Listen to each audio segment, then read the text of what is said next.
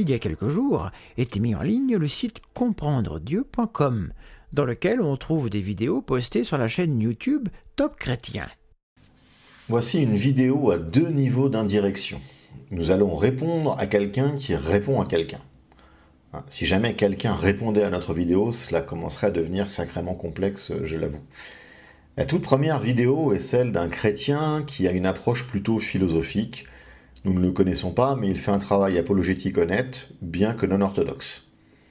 La chaîne qui lui répond est intitulée « La tronche en biais ». C'est une chaîne scientiste qui témoigne de cette arrogance qu'ont certains scientifiques. Néanmoins, c'est une chaîne extrêmement bien faite, et les vidéos sont de bonne qualité. Donc, quitte à réfuter, autant réfuter le haut du panier. Commençons par dire, et c'est très important, qu'une approche rationnelle et scientifique ne permet pas de répondre à cette question. Le déisme est parfaitement compatible avec une conception rationnelle de l'univers. Le théisme est beaucoup moins compatible, mais ce n'est pas l'objet de la vidéo sur laquelle nous nous pencherons. Dans cette vidéo critique, nous adopterons un point de vue épistémologique, c'est-à-dire que nous aurons à cœur d'employer la méthode la plus sûre pour obtenir une connaissance objective du monde.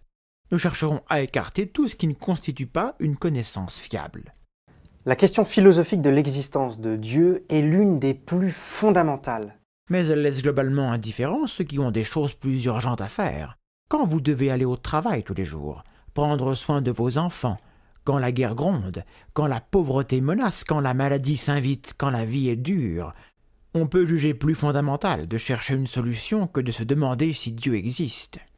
La question concerne donc surtout ceux qui ont le luxe de se la poser.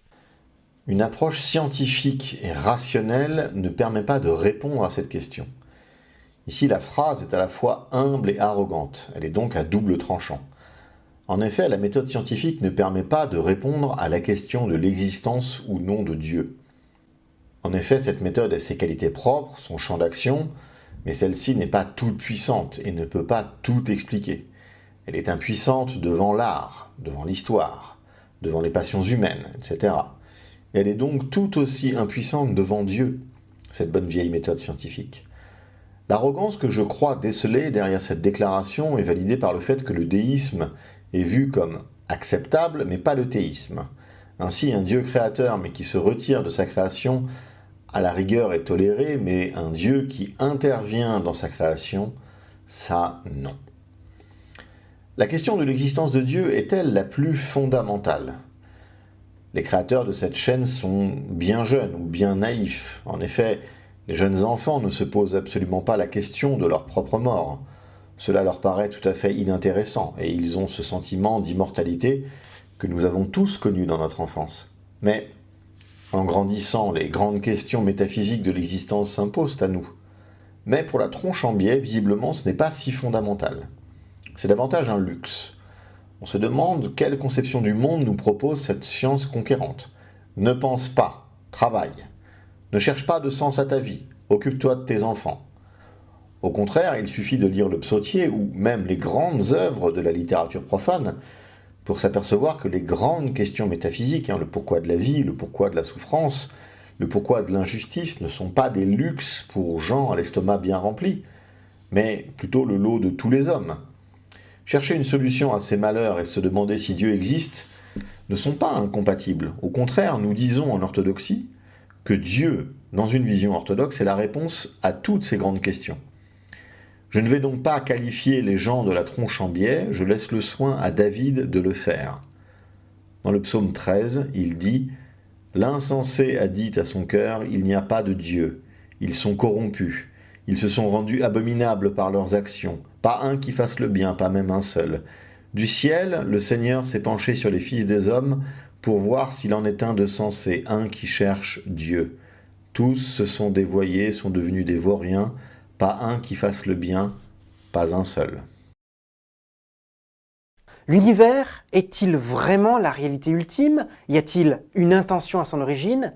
Toutes ces questions sont plus fondamentales que celles étudiées par les sciences naturelles. Les questions étudiées par les sciences naturelles dites fondamentales ont un intérêt. Elles améliorent notre compréhension du fonctionnement du monde. C'est la définition d'une science fondamentale.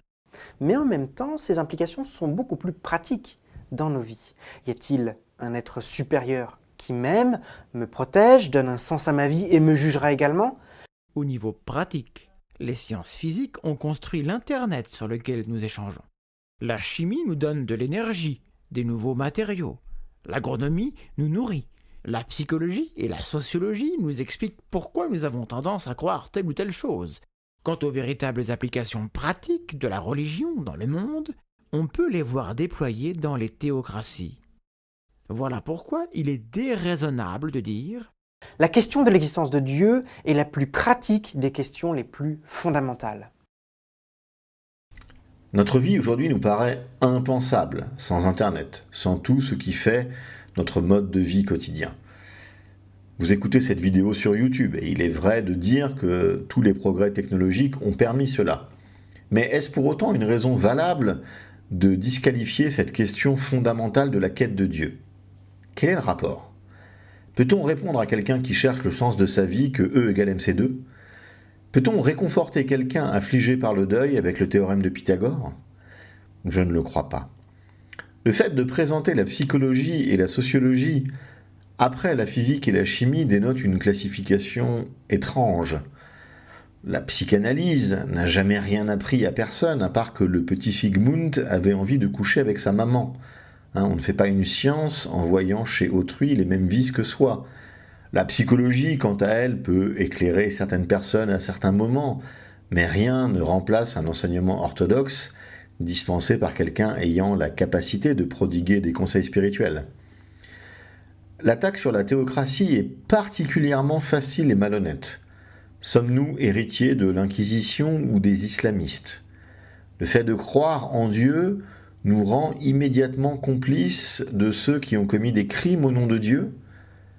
Suis-je autorisé à amalgamer les athées de cette chaîne avec les dizaines de millions de morts du communisme? Ce serait tout aussi malhonnête, il me semble. Et si nous pouvons faire autant de morts, n'est-ce pas grâce à tous ces gentils scientifiques qui ont œuvré pour notre confort, mais en même temps pour notre malheur? Est-ce aux prêtres de Dieu que nous devons les armes chimiques, les armes bactériologiques, les armes nucléaires? Est-ce que cela est dû à la croyance en Dieu si les pays sont dotés aujourd'hui d'un arsenal militaire capable de détruire plusieurs dizaines de fois notre belle planète? Merci donc aux scientifiques pour le napalm. Merci aux scientifiques pour le zyklon B, pour le gaz sarin, pour les armes de destruction massive en tout genre. Mais cette question est aussi l'une des plus difficiles. plus de 93% des membres de l'Académie des sciences des États-Unis, c'est-à-dire les scientifiques les plus éminents, sont non-croyants. Ce pourcentage se retrouve très certainement dans le reste du monde. Ces individus occupent leur temps à des questions réellement compliquées, telles que la nature de la matière, de l'énergie, trouver un remède à Ebola ou au sida, réduire la pauvreté dans le monde, ou permettre l'émancipation des peuples. La difficulté de la question de l'existence de Dieu semble ne pas tracasser les esprits les plus affûtés dont dispose la planète. 93% des scientifiques américains les plus éminents sont non-croyants. Et alors, qu'est-ce que ça prouve? Pourquoi doit-on considérer cela comme intéressant? Le fait qu'il soit américain doit-il appuyer le point d'une quelconque façon? Ils veulent percer les secrets de la matière. Grand bien leur fasse. La tronche en biais trouve cela intéressant. Je trouve pour ma part cela parfaitement inutile, souverainement inutile. Est-ce que le fait de savoir qu'il y a telle ou telle particule va m'aider à mieux vivre, à être un meilleur mari, un meilleur père, un meilleur paroissien? Cela m'étonnerait fort. Ensuite, 93% des scientifiques les plus éminents. Pour qui? Selon quels critères? On nous dit qu'ils veulent réduire la pauvreté dans le monde. Quelle irruption incroyable de la vertu à l'intérieur de cette froide science aveugle. Examinons leur succès en la matière. Ah, nul, me semble-t-il. La dernière fois que j'ai vérifié, ces incroyables génies sont dans les mystères et les secrets de l'univers, l'œil rivé vers les confins de la galaxie, n'avaient pas solutionné le problème de la pauvreté dans le monde. Pourtant, ils peuvent agir à leur portée, démanteler leurs infrastructures coûteuses telles que le CERN, qui nous a coûté les yeux de la tête pour identifier le boson de Higgs. Votre vie a-t-elle changé une fois le boson de Higgs identifié? Pas plus que la mienne. Ces gens cherchent de l'eau sur Mars, alors que des gens n'ont pas l'eau potable sur Terre. Ces génies ont un sens des priorités étonnant. On ne peut pas prouver l'existence de Dieu par une expérience immédiate, parce que Dieu en lui-même n'est pas expérimentable. Les athées pensent que s'il n'y a pas de preuve empirique de l'existence de Dieu, alors il faut conclure qu'il n'existe pas. Cependant, en raisonnant ainsi, l'athéisme commet une erreur de logique. C'est ce qu'on appelle l'argument d'ignorance. Les athées rationalistes ne disent pas que l'absence de preuve est une preuve de l'absence de Dieu. En revanche, ils pensent que l'absence de preuve équivaut à une absence de raison de croire. Le véritable argument de l'ignorance consiste à dire « je ne comprends pas comment c'est possible, donc Dieu l'a fait ». À chaque nouvelle explication scientifique au cours de l'histoire, cette vision de Dieu a été contrainte de reculer. L'absence de preuve équivaut-il à la preuve de l'absence? C'est compliqué. Mais il y a plusieurs choses ici à adresser avec empressement. Dieu n'est pas expérimentable, nous dit l'apologiste chrétien. Alors, je comprends ce qu'il veut dire. On ne peut pas mettre Dieu dans une éprouvette et le soumettre à une série d'expériences. Cela reviendrait à dire que la science est au-dessus de Dieu. Dieu préserve. Néanmoins, il est expérimentable à la conscience humaine. La Bible peut être vue comme le livre qui recense tout un ensemble d'expériences, de témoignages, de rencontres entre le divin et l'humain. Le fait que nous ne puissions pas mettre ces témoignages, ces expériences personnelles dans une éprouvette non plus ne suffit pas à les disqualifier. La science est impuissante devant la beauté, devant l'art, devant l'émotion, devant la vertu, devant le courage, devant la liberté, devant l'éthique. L'empire de la science est microscopique en fait. Ainsi, c'est tout le paradigme qu'il faut jeter aux orties. L'approche scientifique est inadaptée en la matière. La science est un marteau et elle exige que tout soit un clou à enfoncer. La démarche religieuse sera ici, en dehors de toute science, de savoir si les témoignages recensés dans la Bible sont crédibles ou pas. La discipline la plus adéquate à convoquer ici est l'histoire, qui n'est pas une science, Dieu merci. On ne peut pas prouver que Jules César a existé, scientifiquement, c'est impossible. C'est une problématique uniquement historique et c'est très bien ainsi. La seule question qui vaille est donc ces rencontres entre le divin et l'humain recensées dans le biblique. Est-ce vrai?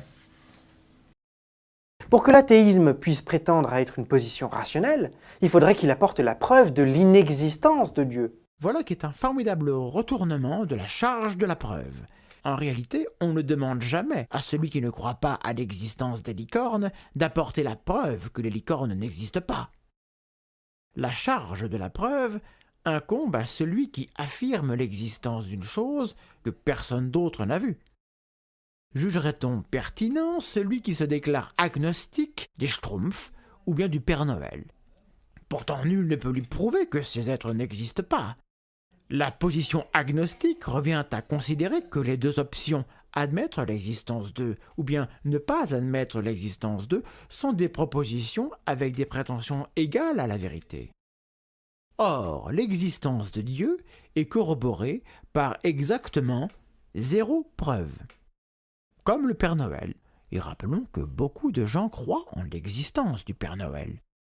Demandons-nous pourquoi il nous paraîtrait peu sérieux que quelqu'un se déclare agnostique du Père Noël. La problématique de l'existence de Dieu n'est pas semblable à prouver l'existence ou non des licornes roses, à cornes jaunes ou du Père Noël. Ce qui est entendu par Dieu est un être personnel, au-delà du temps, de la matière et de l'espace, et qui est créateur de l'univers. Le Père Noël et les licornes sont des créatures de fiction. Mettre les deux sur un même plan est douteux. Alors je ne vais pas douter de l'intelligence de la tronche en biais, je vais donc mettre en doute sa probité intellectuelle ici. Mais je lui donne raison relativement à l'apologiste chrétien.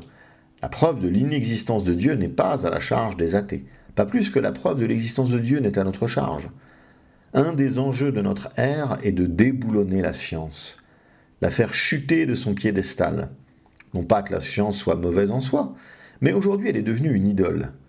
La Tronchambier et d'autres se sont fait les relais de cette pseudo-science et de ces théories ridicules, Big Bang, Darwin, etc. La science ici a délaissé le domaine des preuves. Plutôt que de passer son temps à prouver que Dieu existe, que Dieu n'existe pas, le mieux à faire est de réduire en miettes consciencieusement, méthodiquement, tous les grands mythes scientistes actuels. Vous verrez qu'aucun ne suit les paradigmes de la méthode scientifique. Ce sont des théories. La théorie scientifique est un objet assez extraordinaire. C'est un objet intellectuel non prouvé, mais qui est tout de même paré des oripeaux de la vérité. Et c'est là que le bât blesse. Vous ne pouvez pas, messieurs les scientistes, parler de vérité avec quelque chose de non prouvé. Vous ne pouvez simplement pas. Depuis son origine, la philosophie a proposé des preuves indirectes de l'existence de Dieu à partir de ses effets. De la même manière que l'on peut prouver l'existence d'un artiste à partir de ses œuvres, on peut prouver l'existence de Dieu à partir de l'univers lui-même. L'absence de commentaire de ce qui est vu comme un syllogisme n'est pas un commentaire, mais un aveu. Car c'est ici que les sciences s'arrêtent, c'est ici que les théories se taisent, c'est ici que les égos capitulent. L'origine. Vous ne pouvez rien faire contre ça. D'où vient la vie?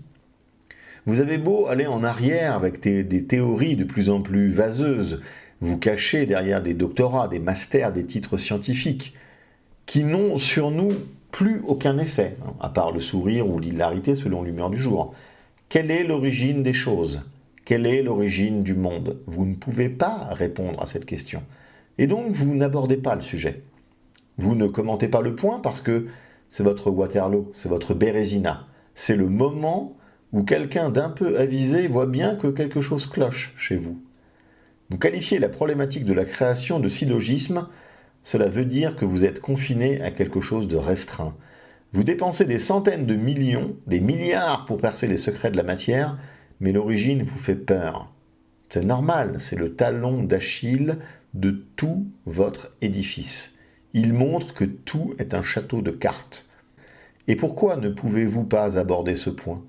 Parce qu'il est impossible, dans votre culte pythagoricien idolâtre, de dire cette phrase pourtant si simple, si naturelle, si humaine, « Je ne sais pas. La science ne sait pas. Nous n'avons pas de réponse. » Ceci, vous en êtes incapable. Et donc, vous ne pouvez pas commenter ce qui vous met cruellement à nu. En quoi l'univers indique-t-il l'existence de Dieu? Le premier indice, c'est le fait que l'univers a eu un commencement. Or, tout ce qui a un commencement a une cause. L'univers doit donc avoir une cause très puissante, capable de le créer. Le cosmologiste Lawrence Krauss est un expert mondial au sujet de l'origine de l'univers, ce qui n'est pas le cas de la personne dans cette vidéo. Krauss a justement une réponse à cet argument apparemment fort. Theorists like me knew the answer. The universe must be flat. Why? Well, there are two reasons. There's the one I normally say, which is it's the only mathematically beautiful universe, which is true. But there's another reason I don't usually talk about, but I'll talk about here. It turns out that in a flat universe, the total energy of the universe is precisely zero. Because gravity can have negative energy. So the negative energy of gravity balances out the positive energy of matter. What's so beautiful about a universe with total energy zero? Well, only such a universe can begin from nothing. And that is remarkable. Because the laws of physics allow a universe to begin from nothing. You don't need a deity. You have nothing, zero total energy, and quantum fluctuations can produce a universe. Cet extrait est pour moi le plus important de toute cette vidéo produite par la Tronchambier. Elle montre combien la science théorique, les recherches fondamentales, mais jamais testées en laboratoire, mais uniquement sur des modèles mathématiques totalement abstraits, ont transformé la science en une idole, en quelque chose de très peu rationnel. L'argument du chrétien, tout ce qui est créé a une cause, est catalogué sophisme à cause de la théorie du chaos. C'est censé nous impressionner? C'est l'argument qui est censé nous faire jeter nos Bibles à la poubelle? Et là, on nous sort du chapeau l'argument ultime, Lawrence Krauss. Il est mondialement connu, nous dit-on. Par qui? Il est surtout connu pour être un athéiste militant. Il ne compte pas ses heures pour faire des débats contre les plus grands apologistes chrétiens aux USA. Et sa démonstration, dont je suis bien incapable de penser quoi que ce soit, est censée être imparable. Je cite, « La gravité peut avoir une énergie négative et cette énergie négative compense l'énergie positive de la matière. Les lois de la physique autorisent l'univers à émerger à partir de rien. Vous n'avez pas besoin d'une divinité. Vous avez rien, zéro énergie, et la fluctuation quantique peut produire un univers. » Fin de citation. Alors le langage est cryptique, c'est du charabia de physique quantique, et nous sommes sommés de l'accepter comme la vérité. Mais non, c'est hors de question. Au nom de quoi? Lawrence Krauss a une vision du rien qui ne me semble pas vraiment rien. Il y a des lois et des fluctuations quantiques dans son rien. C'est un rien un peu rempli, on avouera. Alors une fluctuation quantique peut produire un univers. Eh bien vas-y Laurence, prouve-le-nous. Fais-nous une petite fluctuation quantique qui produit un univers, dans lequel on pourra manger des pommes et des bananes. Bon courage. On appelle ça un scientifique. Moi j'appelle ça un bonimenteur et un charlatan. Le jour où je mangerai un kiwi venant de l'univers issu d'une fluctuation quantique du laboratoire de Lawrence Krauss, je produirai une vidéo d'excuses les plus plates. Je m'y engage. En attendant, je vais me contenter des kiwis créés par Dieu dans notre univers, comme Lawrence Krauss et comme la tronche en biais. Le deuxième indice, c'est l'ordre dans l'univers. Un ordre mathématiquement descriptible et précisément ajusté afin de permettre la vie. L'idée que l'univers est finement ajusté pour permettre la vie a deux gros problèmes. 1. Dans un univers où la vie serait impossible, personne ne viendrait tenir de tels propos. Le principe anthropique nous hurle dans les oreilles qu'il est inutile de nous étonner que l'univers soit compatible avec la vie, puisque s'il ne l'était pas, nous ne serions pas là. L'univers possède les propriétés qui ont permis notre existence, mais cela, personne n'en doutait, puisque nous sommes là. Dès lors, prétendre qu'il est surprenant que l'univers possède justement ces propriétés n'a strictement aucun sens. Cet argument commet le biais téléologique qui attribue un projet à la nature. Pourquoi la nature devrait-elle avoir un projet? Parce que cela donne un sens à notre existence et que nous avons très envie que notre existence ait un sens. Mais notre désir personnel n'est en rien un argument à l'appui de ce que nous voulons croire. Le fait est que la vie est quelque chose de très fragile, qui exige des conditions très strictes pour pouvoir se développer. C'est bien possible. D'ailleurs, tout l'univers visible que nous avons pu examiner jusqu'à présent est totalement stérile, mort. En fin de compte, notre univers n'est pas si propice que cela à la vie. Nous assistons à une contradiction avec l'argument précédent. Un ordre mathématiquement descriptible et précisément ajusté afin de permettre la vie. Il aurait suffi que les lois ou les constantes fondamentales de la physique soient légèrement différentes pour que la vie soit impossible. Ici, nous avons encore 3 problèmes. On ignore si les lois de la physique pourraient être différentes de ce qu'elles sont dans notre univers. Peut-être notre univers était-il le seul possible.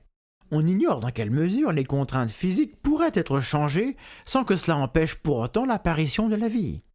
Enfin surtout, on ignore si une autre forme de vie totalement inconnue de nous ne pourrait pas se développer dans tous les univers sauf le nôtre. Cela fait beaucoup d'ignorance pour quelqu'un qui prétend ne pas utiliser d'arguments de ce type. Le principe anthropique est ici le nouveau Lawrence Krauss. Flûte. Nous avions un super argument pour Dieu, pour la création, pour la religion, mais le principe anthropique, amalgamé à une tautologie, est venu tout chambouler. Alors, sauf que le principe anthropique est apparu quand j'avais 3 ans et qu'il a autant d'importance que mes premières chaussettes. C'est juste une pensée humaine. Un astrophysicien en plus, donc ça ne vaut vraiment pas grand-chose. C'est pas du tout une vérité absolue, c'est une théorie. Et donc, en fonction de cette théorie, je devrais m'empêcher de me dire que tout est tout de même vachement bien réglé dans le monde pour permettre la vie. Alors certes, on ignore si une autre vie aurait pu être possible, mais ce dont nous sommes sûrs est que notre univers permet absolument notre vie. Alors la tronche en biais résonne même avec d'autres univers théoriques. Alors nous basculons ici dans la science-fiction. On n'a jamais prouvé qu'il y avait d'autres univers. Le concept de multivers est d'ailleurs un argument scientiste classique pour retoquer le fait que notre univers soit remarquablement ajusté pour permettre la vie sur Terre.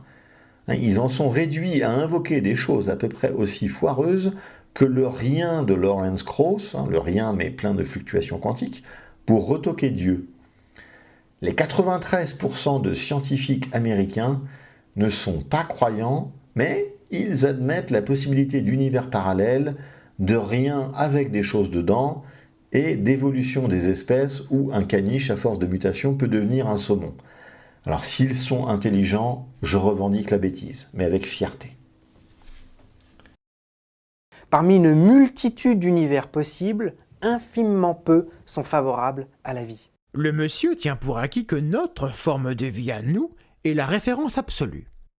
Pourquoi d'autres univers, très différents du nôtre, n'auraient-ils pas des formes de vie encore plus luxuriantes, encore plus belles et encore plus intelligentes?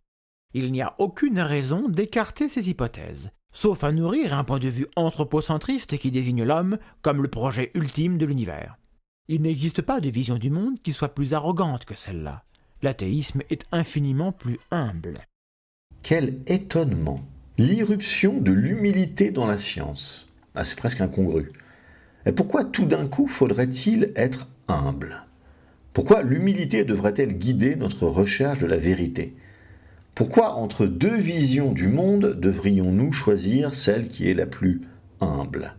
Mais ne vous laissez pas abuser par cet écran de fumée. Ici, il y a quelque chose qui se drape dans l'humilité. Considérer que vous n'êtes pas au-dessus des animaux, c'est considérer que vous êtes au même niveau que les animaux. On vous demande ici de considérer qu'un enfant a autant de valeur qu'une grenouille ou une mouche. C'est bien de cela dont il s'agit. L'arrogance religieuse a pour effet de considérer l'homme comme porteur du sacré, le considérer porteur de l'image de Dieu. C'est ce qui fonde l'impossibilité de lui faire du mal, l'impossibilité de lui nuire en aucune façon.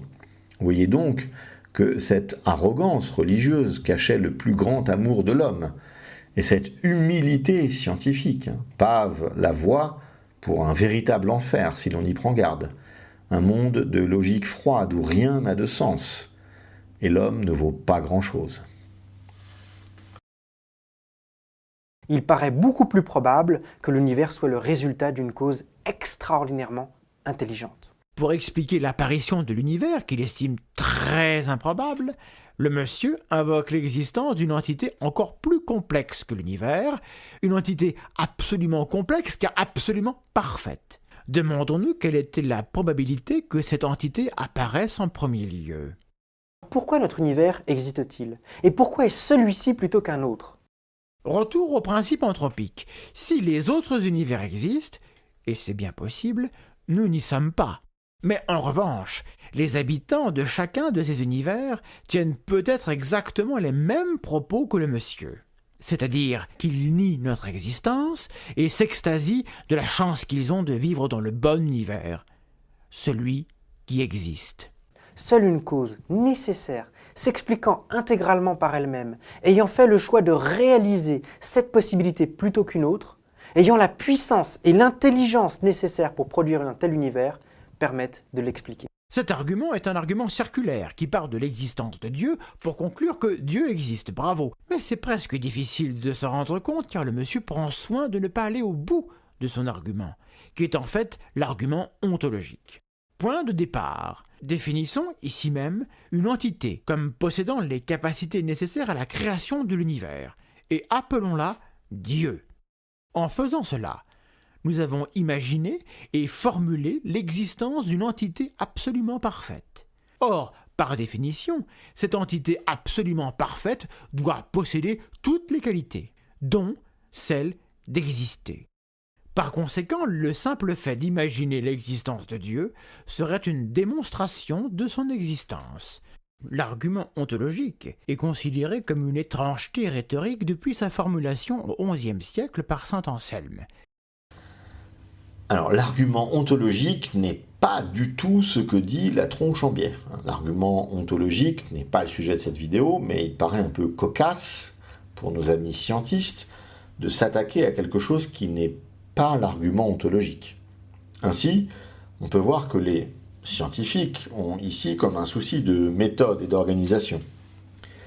Comme dit le proverbe profane, un peu de science éloigne de Dieu, beaucoup en rapproche. Visiblement, vu le côté désorganisé du propos, on est probablement dans le peu de science. La réfutation tient en quelques mots qui mettent en évidence son absurdité. Définissons ici même une fraise des bois comme possédant les qualités les plus parfaites de l'univers. Son parfum est le plus parfumé, sa couleur est la plus colorée, son goût le plus goûteux, etc. Et appelons-la la fraise ultime. Si la fraise ultime est parfaite, et nous l'avons définie ainsi, elle doit posséder toutes les qualités, et donc celle d'exister. Par conséquent, nous venons de démontrer l'existence d'une fraise ultime. Cela fonctionne également avec une île parfaite, un continent parfait ou un dictateur parfait. L'argument ontologique est la tentative ratée de transformer la pensée magique en un argument rationnel. Une approche rationnelle ne permet pas d'affirmer l'inexistence d'un Dieu qui soit à l'origine de tout l'univers. En tout cas pour le moment.